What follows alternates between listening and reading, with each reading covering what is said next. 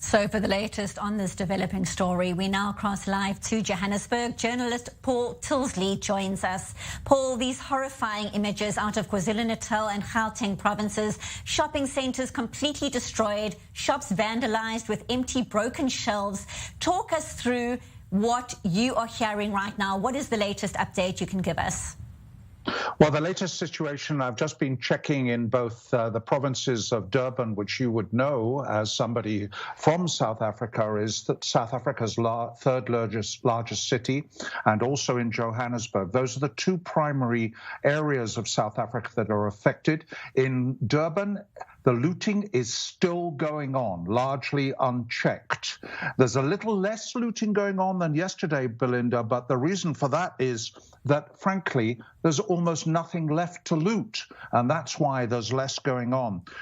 There are reports at the airport there that rich people who can afford to, normal flights, local flights have been stopped because of the coronavirus, but rich people are apparently in droves at the airport trying to charter small planes and helicopters to get out of Durban because the roads are blocked by burning trucks.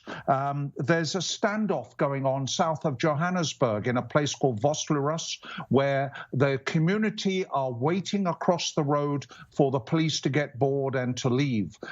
There are raids going on in Johannesburg's second largest township, which is called Alexandra. A lot was looted there yesterday. We talked about it in my report yesterday, and you will have seen that.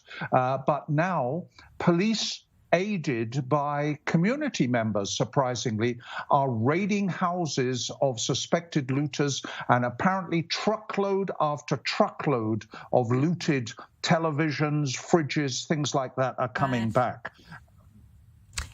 So, Paul, when you describe the unrest that is unfolding, and when we look at the footage of this devastation, it's such a massive test right now for Cyril Ramaphosa. Is he likely to call for a state of emergency? Well, it was actually just mentioned just minutes ago. The state security minister was on television here, and she said that at the moment they are hoping they're going to see how it goes because they're going to deploy more soldiers.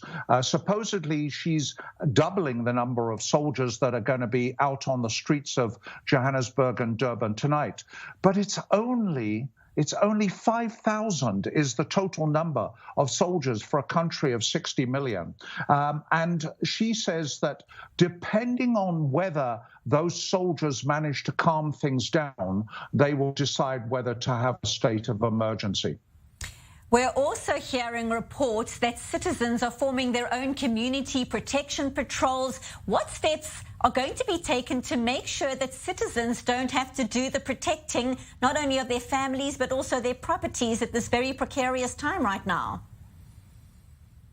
Well, one wonders what steps are being taken because several malls have been left untouched, but only because the citizens have come out, many of them armed, and some of them armed also with these long African knives called pangas. And they're standing patrol at the gates of the shopping malls to stop the looters from coming. There's only one mall left untouched in Soweto, Johannesburg's largest township, and that mall is called Maponya Mall. And tonight again, for the second night running, members of the public are standing there. And although the president has come out and said, people, please don't do that, don't take the law into your own hands, the public actually are left with little choice because the police are not present. The army are not present in sufficient numbers. Well, you certainly are describing a devastating and worrying situation. We do appreciate your update, though. Journalist Paul Tilsley, live from Johannesburg. Thank you, Paul.